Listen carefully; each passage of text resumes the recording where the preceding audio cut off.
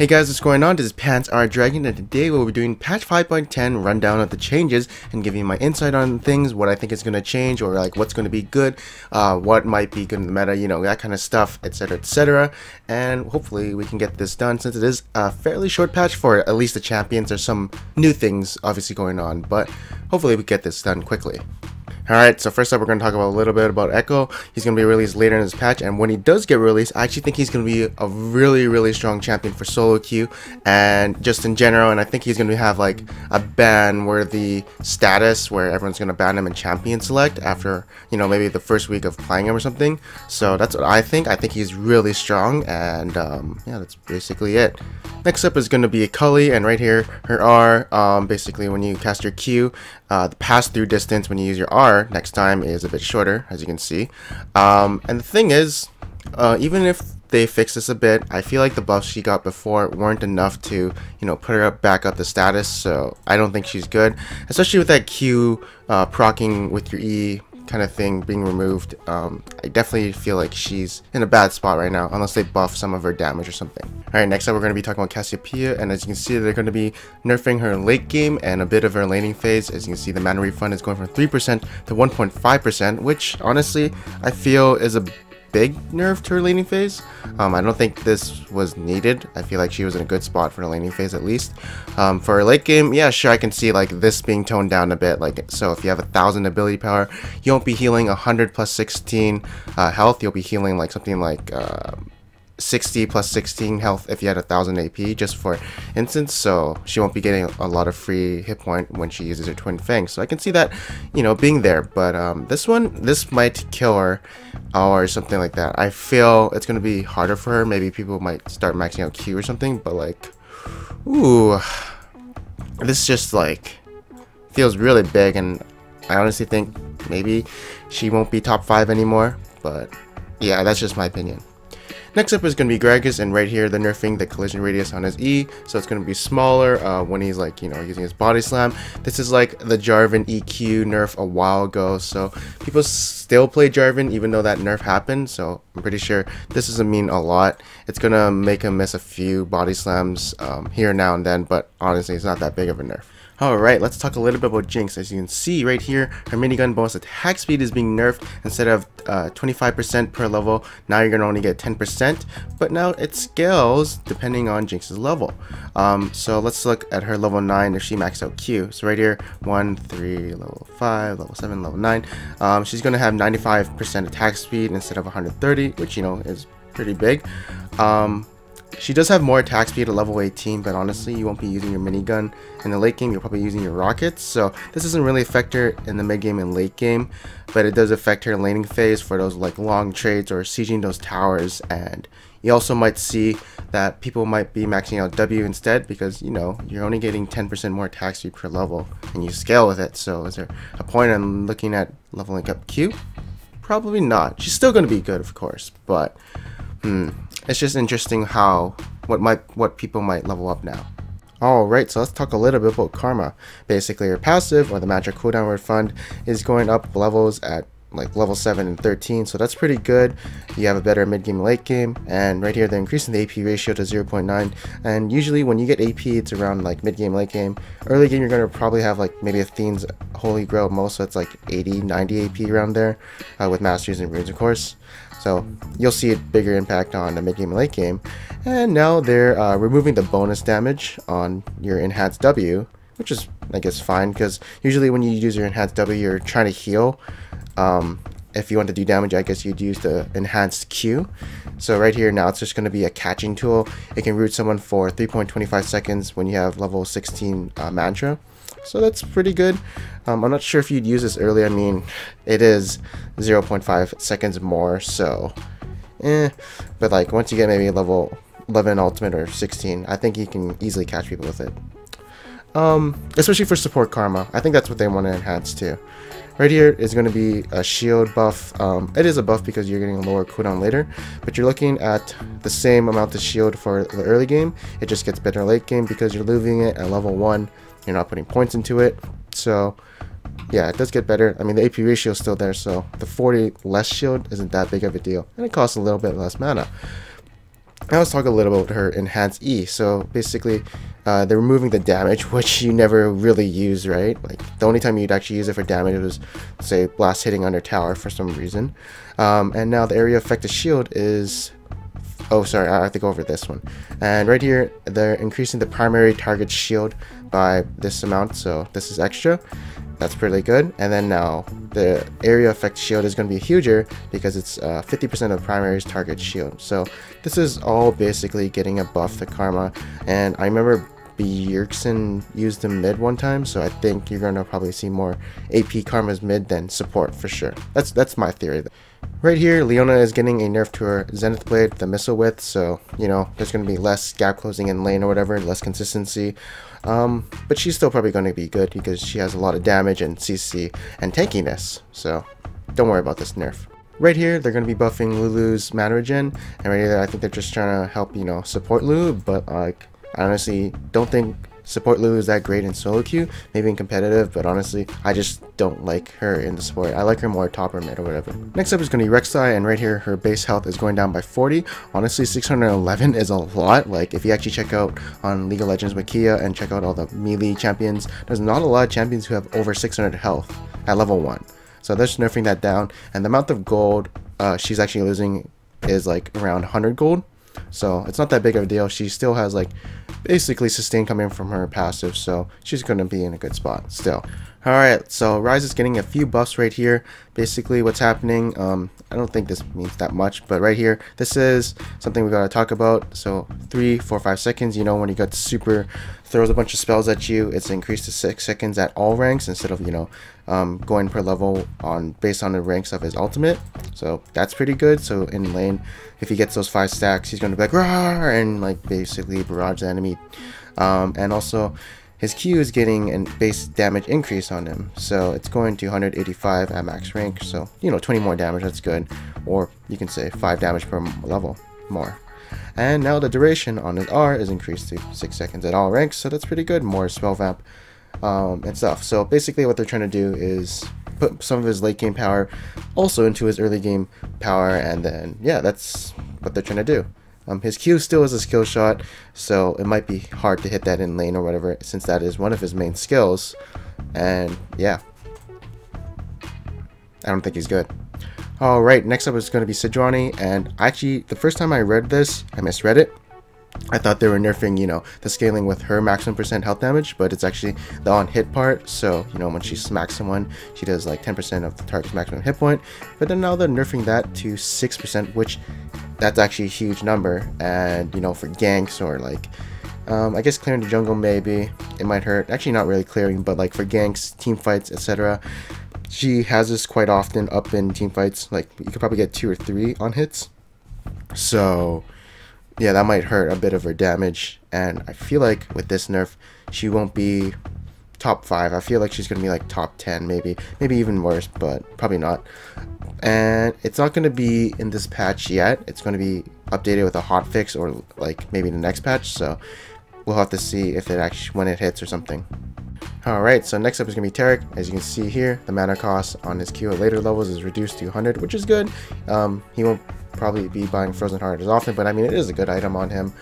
And also, the thing about Taric and why he's not really in the meta is because I think it's the way he's designed. It's either he's really good or he's, you know, not really, he's like decent but not really good.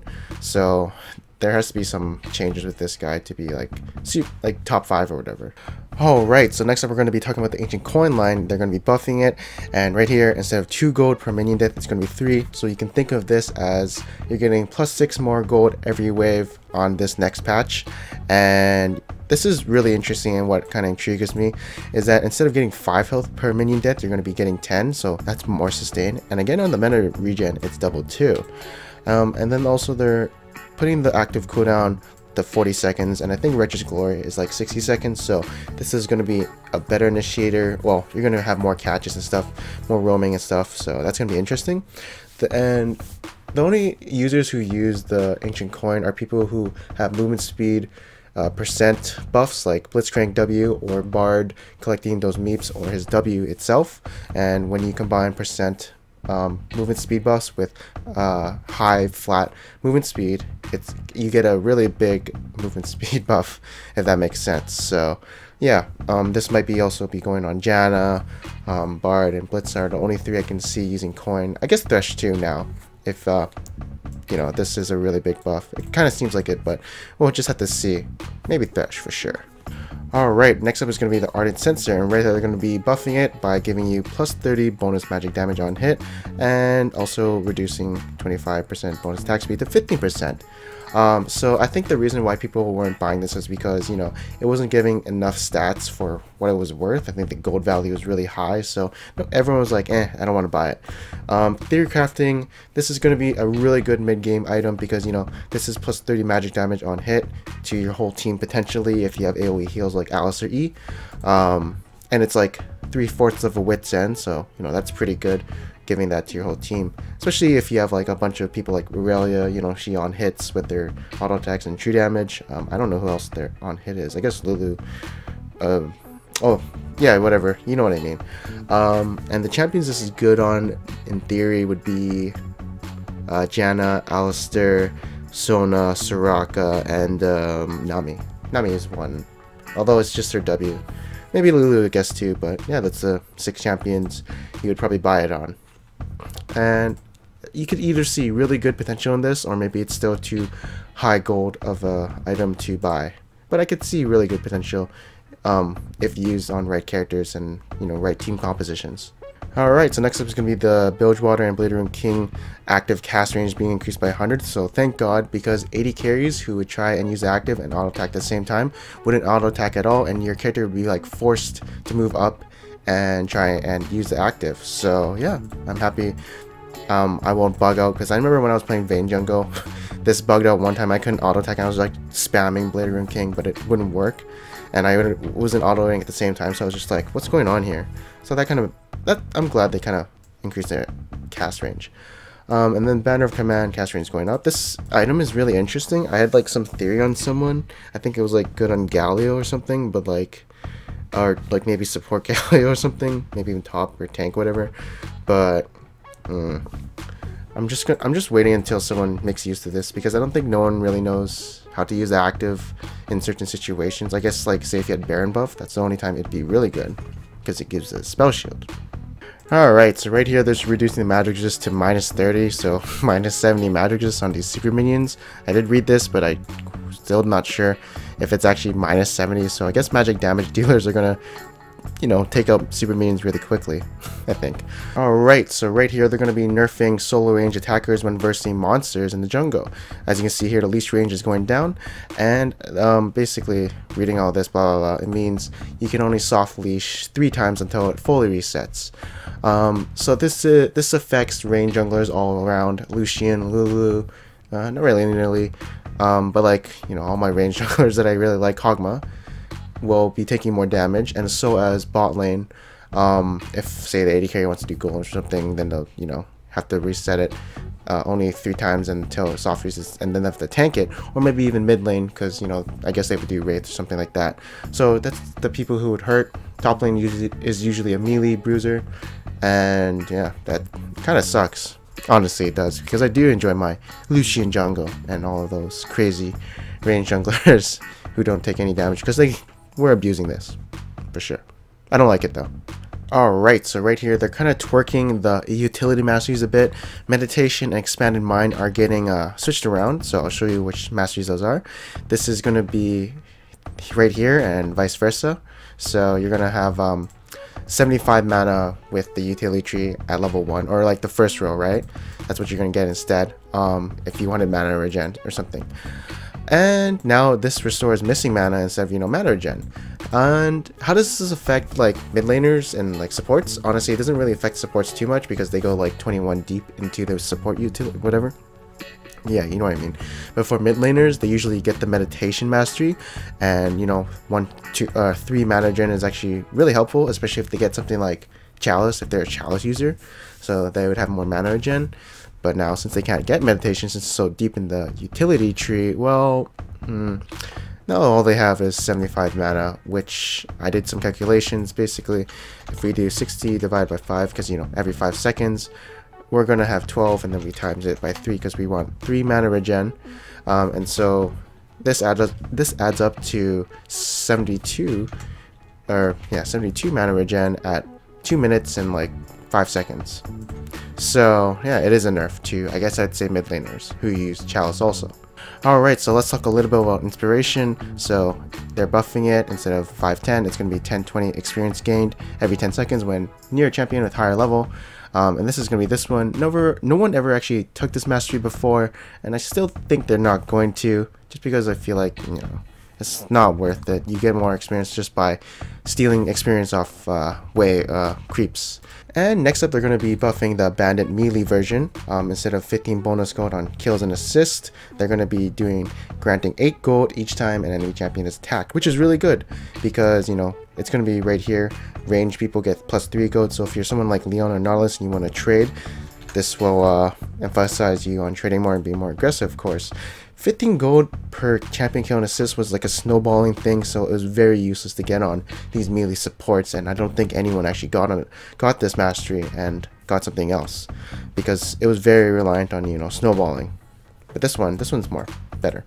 5-second cooldown though.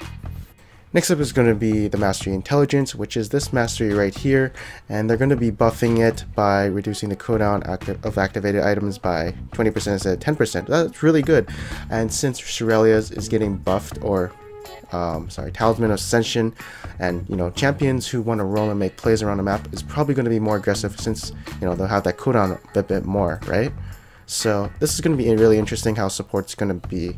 I feel like they're going to be more aggressive around the map and try to make plays more. Alright, so last up is going to be the Wanderer, and it's going to be this mastery right here. So it's going to be the last one in the utility tree, and instead of getting plus 5% movement speed, it's going to be a flat 20, and there's certain situations where this is better. For instance, I did the math, and right here, if you had 400 movement speed and you times it by 0.5, which is, you know, this number right here, you would get a really interesting number, 420.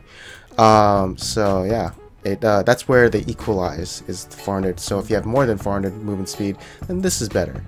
But what I feel is this is better in the early game, but once you get the boots of mobility and like you start roaming with you know, boots of mobility, this would be better. So that's the only situation where I see this is a nerf or whatever to that mastery. So mid game, late game, it's a nerf, but early game, I guess you roam around more. But I mean, in the early game, you're usually laning, right? So that's how I look at it. And yeah, that's basically about it. I hope you guys enjoyed my insight and analysis of what I think is going to happen. It is a small patch, fairly. I'm not sure how long this video is, but I hope you guys enjoyed the in-depth talks and stuff and whatever. And again, I am Panzer Dragon, and I'll see you guys next time.